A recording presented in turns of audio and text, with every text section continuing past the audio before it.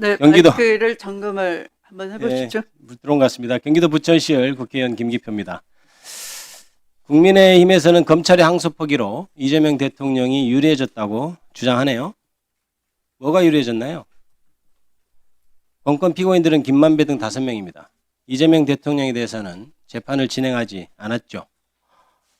검찰이 항소하지 않아도 이재명 대통령이 좋아진 건 없습니다. 우리 법조인 출신 여기 다 많이 계시죠? 항소 포기에서 확정된 사실이 이재명 대통령이 나중에 재판받으면 그게 영향을 미칩니까?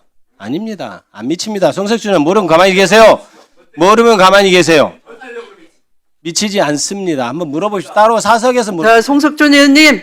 그래서 국민의힘에서 아무리 이성적으로 봐도 제 말씀 들으십시오. 이재명 대통령이 좋아지는 것이 없으니까 구체적인 얘기는 못하고 애꿎은 추징 얘기합니다. 추징은 존경하는 박균택 의원이 간략히 얘기했지만 국가가 이것을 보유하는 것이 아니고 추징해가지고 성남도시공사에 돌려주는 거예요. 그런데 그 판결문의 정당성이나 이런 거 제가 굳이 운운하지 않겠습니다. 성남도시공사는 지금 국민의힘 소속 시장입니다. 그분이 지금 손해배상 청구를 하고 있어요. 그리고 추징보전 처분이 돼가지고 그 재산에 대해서 또 집행할 수 있는 재산이 충분히 있는 상황이에요. 그러면 사실은 손해배상 청구로서 해결할 수 있는 것인데 이 판결문에서는 임의적 추징 몰수인데도 굳이 했습니다. 그거는 그걸 안 해도 손해배상 청구로 이미 민사적으로 해결할 수 있는 문제예요. 그런데 마치 항소를 안 하면 몇천억이나 되는 돈이 국가에서 돈을 잃어버린 듯한 그렇게 맡아도 참조선동을 하면 안 됩니다.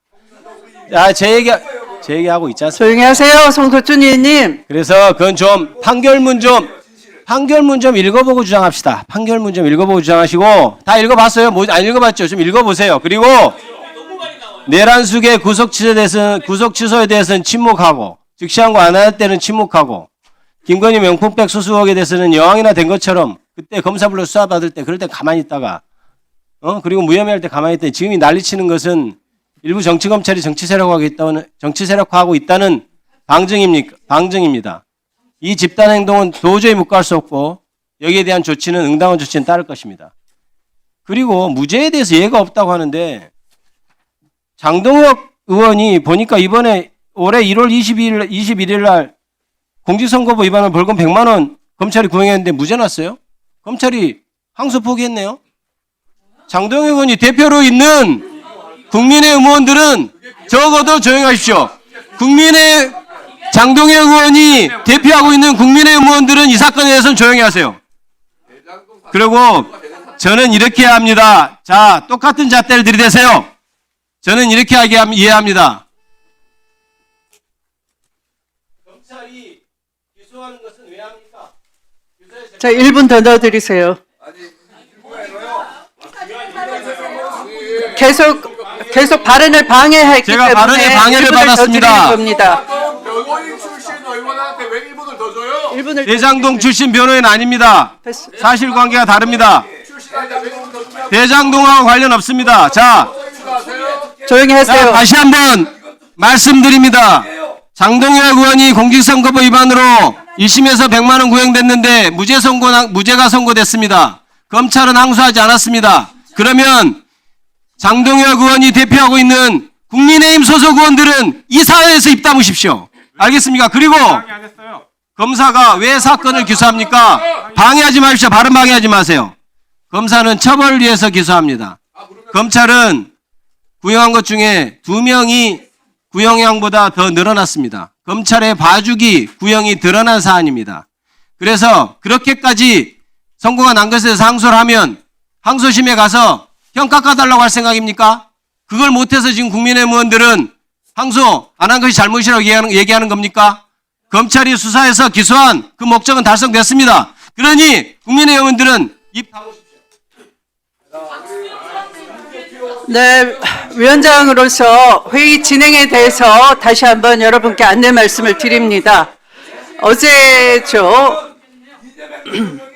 11월 9일이죠. 그저께 11월 9일 일요일 11시 50분경에 국민의힘이 법사위 행정실을 통해서 대장동 사건 미항소 관련해 긴급 현안 질의 개회를 월요일 10월 10일 10시 30분으로 소집 요구해 왔습니다.